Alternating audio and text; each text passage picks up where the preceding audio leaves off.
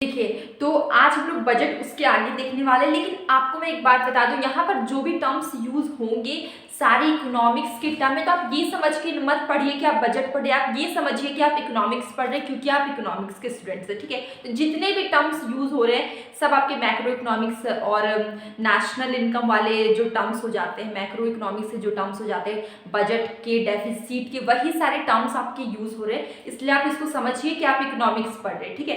तो देखिए यहाँ पर क्या है कि सबसे पहले हम लोग फिस्कल डेफिसिट वाला पोर्शन देख रहे हैं अभी, ठीक है। यहाँ पे देखिए फाइनेंशियल ईयर 2025, ठीक है, मतलब कि फाइनेंशियल ईयर 2025 मतलब कि 24 से 25, ठीक है, 24 से 25 की हम बात कर रहे हैं।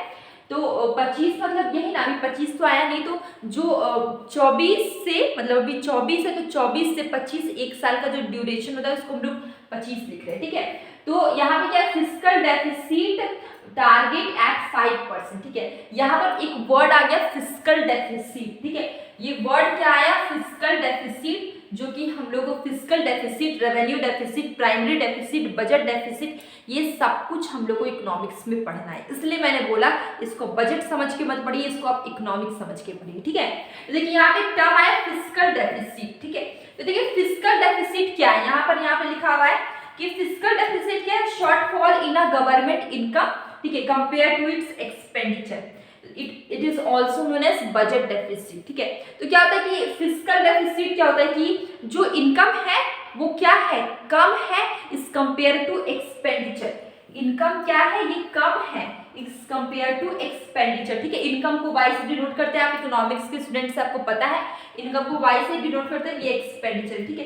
अगर हम अगर कोई हाउसवाइफ अपने घर की खर्चों को अगर देखती है, ठीक है, उसको अगर वो सोचती है उसके बारे में सोचती है, उसको मेंटेन करना, तो वो इनकम के बराबर सोचती है कि एक्सपेंडिचर हो, बजट आपका क्या हो, बैलेंस्ड हो। लेकिन अगर हम कंट्री लेवल की बात करें, किसी नेशन की बात करें, किसी इकोनॉमी की बात करें, तो वहां पर कभी भी इनकम के बराबर एक्सपेंडिचर नहीं होता है। हाँ, आप एक चीज कर सकते हैं कि अपने एक्सपेंडिचर को आप कम कर सकते हैं, अपने खर्चों को, अपने डेफिसिट को आप कम कर सकते हैं, ठीक है। तो यहाँ पर क्या, इसी को हम लोग क्या बोलते हैं, फिस्कल डेफिसिट, जहाँ पे गवर्नमेंट का इनकम क्या है, शॉर्ट है, मतलब छोटा है, इस कंपेयर टू उसका expenditure, it is also known as budget deficit. इसको फिस्कल डेफिसिट का एक और नाम है बजट डेफिसिट। अगर यहाँ पर फिस्कल डेफिसिट के जगह पे बजट डेफिसिट लिखा होता तो बात एक ही है, फिस्कल डेफिसिट और बजट डेफिसिट क्या है, दोनों सेम चीज है, ठीक है। इसके बाद एक वर्ड आता है कैपिटल एक्सपेंडिचर, ठीक है। तो जब दो तरह के एक्सपेंडिचर आपने पढ़े हैं, मैंने पढ़ा है, रेवेन्यू एक्सपेंडिचर और कैपिटल एक्सपेंडिचर, ठीक है।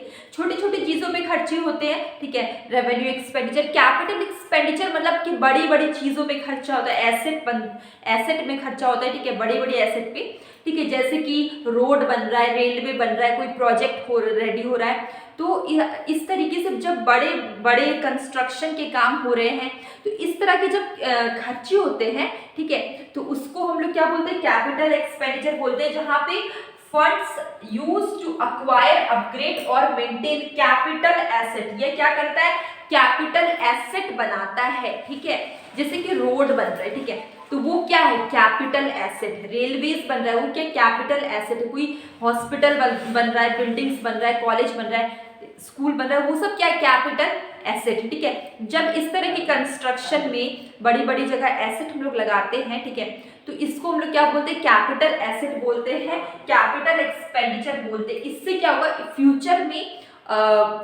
में गवर्नमेंट को फायदा होगा और हमारा देश में एजुकेशन और हम लोग के देश की इंफ्रास्ट्रक्चर वो सब कुछ अच्छा होगा, ठीक है। तो ये हम शुरू में पैसा लगा रहे हैं, लेकिन इसकी बेनिफिट्स होते हैं, ठीक है। तो ये क्या होता है, कैपिटल एक्सपेंडिचर होता है। और इस तरह के खर्चे बार बार नहीं होते, मतलब बहुत साल में होते हैं, एक ही बार में बार बार नहीं होते।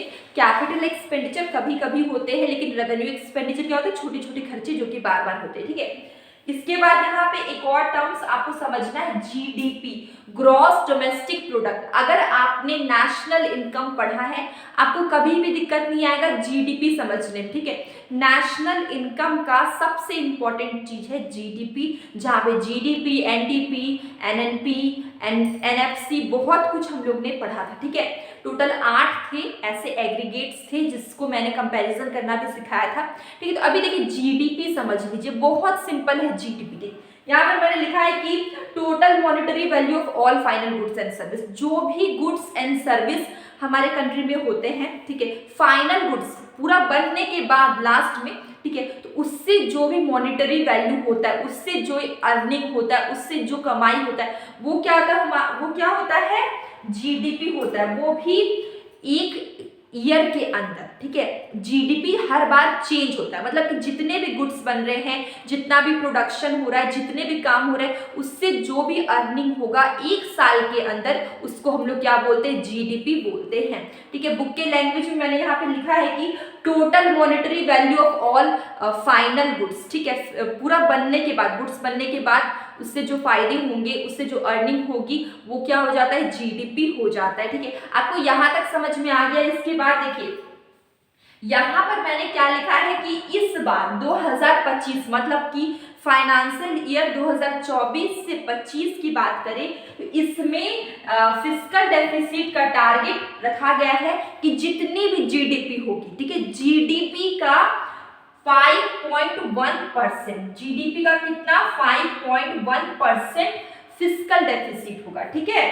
टारगेट क्या रखा गया, जितना भी जीडीपी होगा, जितना भी होगा, जितना परसेंट भी जीडीपी होगा, उसका 5.1% क्या होगा, फिस्कल डेफिसिट होगा, ठीक है। ये किसका टारगेट है, 2025, फाइनेंशियल ईयर 2025 मतलब किसका, 2024 से 25, ठीक है।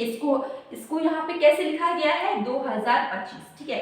अब अगर हम 2024 की बात करें, फाइनेंशियल ईयर 2024 मतलब क्या हुआ, फाइनेंशियल ईयर 2023 से 24, जिसको यहाँ पे 24 लिखा गया, ठीक है। तो यहाँ पर क्या होता है, फिस्कल डेफिसिट का टारगेट क्या है, ये रिवाइज होके कितना हुआ था, 5.1% डाउन हुआ था ऑफ जीडीपी फ्रॉम 5.9% अर्लियर, ठीक है। तो देखिए यहाँ पर देखिए 5.8% था 2024 में, मतलब 23 से 24 में, ठीक है, ये समझ सकते 23 से 24 में आपका क्या था, 5.8% था, लेकिन इस बार 5.1% रखा गया है, मतलब कि पहले से इस बार हमारा क्या है, थोड़ा अच्छा काम हो रहा है, इसलिए ये घट के कितना हो गया, 5.8% से 5.1%। फिस्कल डेफिसिट किसका, जीडीपी का, जितना भी जीडीपी होगा उसका फिस्कल डेफिसिट कितना होगा, 5.1%। देखिए तो इसके आगे हम लोग क्या देख रहे हैं कि government will continue on path of fiscal consolidation, ठीक है। गवर्नमेंट यहाँ पे कंटिन्यू कर रहा है फिस्कल कंसोलिडेशन, मतलब कि जो भी एक कंसोलिडेशन, मतलब कि मैंने थोड़ी देर पहले बताया था कि इनकम, ठीक है, इनकम और एक्सपेंडिचर, ठीक है, इनकम और एक्सपेंडिचर कभी भी इक्वल नहीं होता है कंट्री लेवल में, लेकिन गवर्नमेंट ट्राई क्या करता है कि जो उसका जो डेफिसिट है, जो एक्सपेंडिचर है, उसको वो कम करने की कोशिश करता है, इसको हम लोग क्या बोलते हैं, फिस्कल कंसोलिडेशन, ठीक है। तो यहाँ पर जो डेफिसिट है उसको कम करने का जो कोशिश किया जाएगा, वो क्या, कितना परसेंट तक, 4.5% तक डेफिसिट को कम करने का कोशिश किया जाएगा 2025 से 26 के बीच में, ठीक है। इसके बाद का नेक्स्ट पॉइंट ये है कि इस बार इन्फ्लेशन बहुत ज्यादा नहीं रखा गया है, मॉडरेट रखा गया है, 2% से लेके 6% तक, ठीक है। इन्फ्लेशन तो आप लोग सब कोई जानते ही होंगे, इकोनॉमिक्स के स्टूडेंट्स हैं। इन्फ्लेशन क्या होता है, कंटिन्यूअसली राइज इन प्राइस, ठीक है, ये हम लोग इन्फ्लेशन का डेफिनेशन पढ़ते हैं, मतलब प्राइस बढ़ जाता है उसको हम लोग इन्फ्लेशन बोलते हैं। इस बार इन्फ्लेशन आपका ज्यादा नहीं बढ़ेगा, प्राइस ज्यादा नहीं बढ़ेगा, 2% से लेके 6% तक ही बढ़ेगा, ठीक है। इसके बाद हम देख रहे हैं कि average real income of people, ठीक है, जो लोग हैं, ठीक है, इकोनॉमी के अंदर, कंट्री के अंदर, ठीक है, उनका जो इनकम है वो इंक्रीज कितना हुआ है, 50% तक पीपल का, लोगों का इनकम क्या हुआ, इंक्रीज हुआ, बढ़ा है, ठीक है। उसके ये इंपॉर्टेंट पॉइंट था कि जो जितने भी लोग रह रहे हैं उसका इनकम 50% तक क्या हुआ, बढ़ा है, real income, average real income क्या हुआ, बढ़ा है, ठीक है। उसके बाद देखा गया है कि 2024-25 में, मतलब फाइनेंशियल ईयर 2025 मतलब कि 24-25 में जो टोटल एक्सपेंडिचर, मतलब इसमें कैपिटल एक्सपेंडिचर भी इंक्लूड हो जाता है, ये एक्सपेक्ट कितना किया गया है 30.80 लाख करोड़। ठीक है, इसमें सब इंक्लूड है, कैपिटल एक्सपेंडिचर इंक्लूड है। यहाँ पे टोटल एक्सपेंडिचर 2025 मतलब कि 2024 से 25 का टोटल एक्सपेंडिचर कितना एक्सपेक्ट किया गया है 30.80 लाख करोड़। इसको एक्सपेक्ट किया गया है 2024-25 का टोटल खर्चा, इसमें कैपिटल एक्सपेंडिचर सारे एक्सपेंडिचर इंक्लूडेड है। ठीक है, इसको एक्सपेक्ट किया गया है इतना 30.80 लाख करोड़। ओके, तो आज का वीडियो हम लोग अभी यहीं पर एंड करते। कब अब हम लोग कल इसके आगे रेलवे और बाकी सारे सेक्टर्स को देख लेंगे। ठीक है, तो अब हम लोग यहीं पे एंड करते हैं। और अगर आपको मेरे वीडियोस देखना अच्छा लगता है तो आप मेरे चैनल को सब्सक्राइब कर सकते हैं। और अब हम लोग मिलेंगे एक न्यू वीडियो के साथ।